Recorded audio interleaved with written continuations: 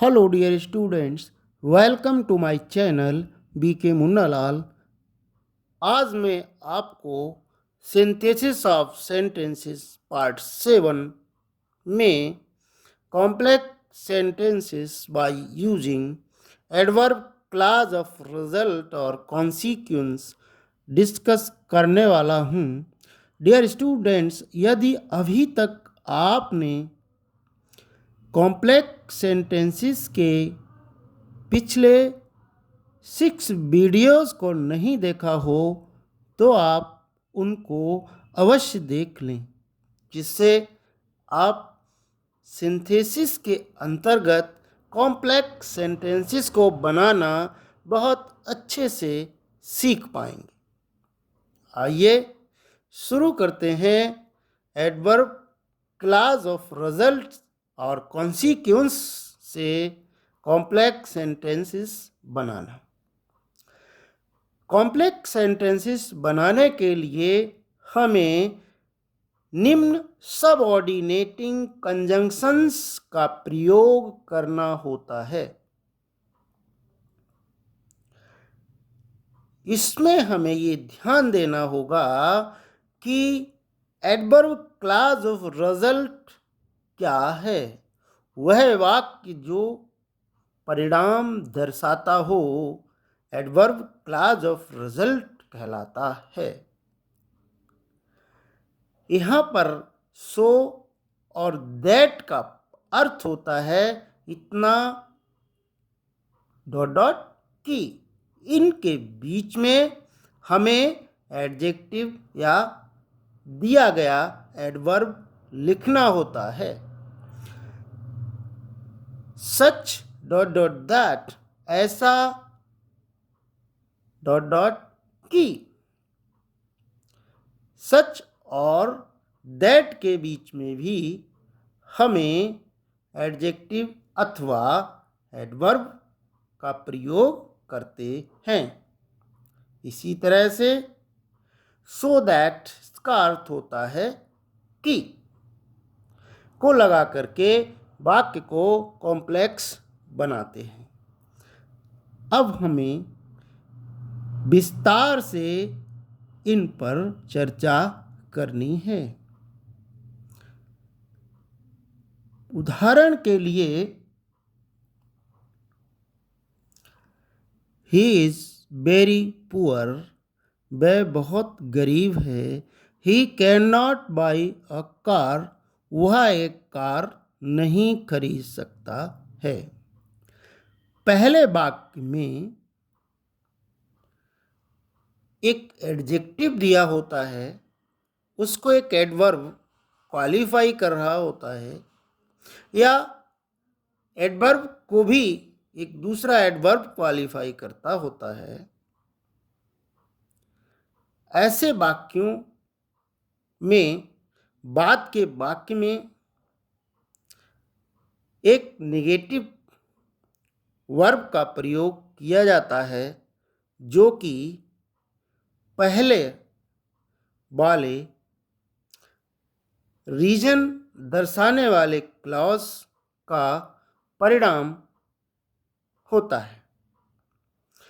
इसलिए जो वाक्य जो क्लॉज रीजन दर्शाता है तथा जो परिणाम दर्शाता हो, उन दोनों वाक्यों को जोड़ने के लिए हम सो और दैट का प्रयोग करते हैं। सो और दैट के बीच में दिए गए हम एडजेक्टिव या एडवर्ब का प्रयोग करते हैं और वाक्य को कॉम्प्लेक्स बना देते हैं। सिंपल सा नियम है, वेरी के स्थान पर सो लिखेंगे, फिर दिए गए एडजेक्टिव को लिखेंगे, दूसरे वाक्य को दैट लगाकर हम लिख देंगे, जो वाक्य परिणाम दर्शाता है, जो रिजल्ट दर्शाता है। देखिए, ही इज़ वेरी पुअर, वह गरीब है, ये कारण है। He can't by a car, वह कार नहीं खरीद सकता, ये उसका परिणाम है। कॉम्प्लेक्स बनाएंगे, he is so poor that he can not by a car, वह इतना गरीब है कि वह कार नहीं खरीद सकता है। नेक्स्ट एग्जाम्पल है, he is very fat, he can hardly run. इसमें भी पहले वाक्य में कारण आया है, वह बहुत मोटा है। ही कैन हार्डली रन, वह मुश्किल से दौड़ सकता है, माना नहीं दौड़ सकता। तो भी हमको सो और दैट के बीच में एडजेक्टिव लिखकर वाक्य को कॉम्प्लेक्स बना देना है। He is so fat that he can hardly run, वह इतना मोटा है कि मुश्किल से दौड़ सकता है, कि वो नहीं दौड़ सकता। तीसरा एग्जाम्पल है, दे फाउट वेरी ब्रेवली, वे बहुत बहादुरी से लड़े। अब इसमें ब्रेवली एडवर्ब है, जिसको वेरी दूसरा एडवर्ब मॉडिफाई कर रहा है। द एनिमी वॉज डिफीटेड, शत्रु हरा दिया। वे इतनी बहादुरी से लड़े, उन्होंने शत्रु को हरा दिया। अब हम इस वाक्य को कॉम्प्लेक्स दो तरह से बना सकते हैं। सामान्य तरह से उसको हम सो और दैट के बीच में एडवर्ब को रखकर अगले क्लॉज को लिख देंगे। दे फाउट सो ब्रेवली, वे इतनी बहादुरी से लड़े कि शत्रु हार गया, डिफीट पा गया। अब इसी वाक्य को यदि हमें जोर देकर कहना है तो हम उसको ऐसे भी लिख सकते हैं, so bravely did they fight, इतनी बहादुरी से लड़े वे कि शत्रु हार गया। That the enemy was defeated, इतनी बहादुरी से लड़े वे कि शत्रु हार गया। दोनों ही वाक्य अपनी जगह सही और कॉम्प्लेक्स सेंटेंस बन गए हैं। फोर्थ एग्जाम्पल है, he is a bad man, everyone avoids him, वह एक बुरा व्यक्ति है, प्रत्येक व्यक्ति उससे बचता है।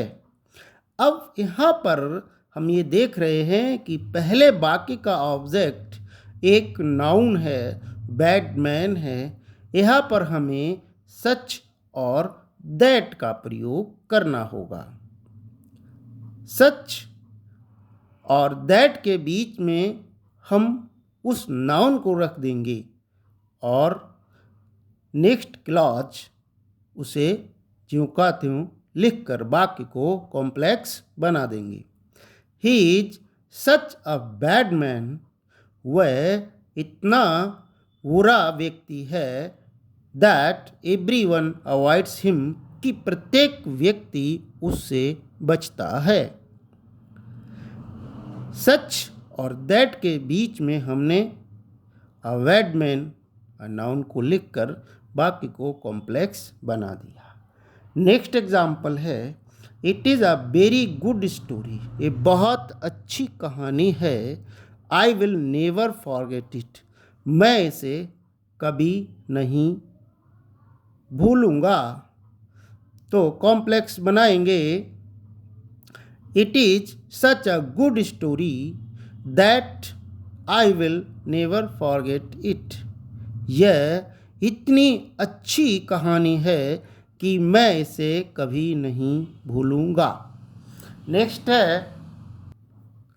Armed forces were quickly deployed, the situation was controlled. Arm forces, सैन्य बलों को तेजी से लगाया गया, स्थिति को नियंत्रित कर लिया गया। अब हम देखेंगे कि किस प्रकार से इसे हम कॉम्प्लेक्स बनाएंगे। Arm forces were quickly deployed so that the situation was controlled. अब हमको यहाँ पर ये ध्यान देना है कि आर्म फोर्सेस को इतनी शीघ्रता से लगाया गया कि स्थिति नियंत्रण में थी। इस वर्ब को हमने नाउन में चेंज कर लिया कि स्थिति कंट्रोल में थी। यदि हम इसी वाक्य को एडवर्ब क्लॉज ऑफ पर्पज की दृष्टि से बनाते तो वह वाक्य बनता arm forces were quickly deployed so that the situation might be controlled. सैन्य बलों को इतनी तेजी से लगाया गया कि स्थिति को शीघ्रता से नियंत्रित किया जा सके। परंतु हमने इस वाक्य में वर्ब को नाउन में चेंज किया तो ये कॉम्प्लेक्स सेंटेंस सो दैट की सहायता से परिणाम को दर्शाने लगा। सैन्य बलों को इतनी शीघ्रता से लगाया गया कि सिचुएशन नियंत्रण में थी। अब रीजन शोन करने वाला क्लॉज सैन्य बलों को इतनी शीघ्रता से लगाया गया, परिणाम हुआ कि स्थिति नियंत्रण में थी, सो दैट की सिचुएशन वाज कंट्रोल, स्थिति नियंत्रण में थी। आशा है डियर स्टूडेंट्स ये वीडियो आपको पसंद आया होगा। पसंद आया हो तो इसे लाइक करिएगा, शेयर कीजिएगा। बने रहिए आपके अपने चैनल बीके मुन्ना लाल में। Thanks for watching.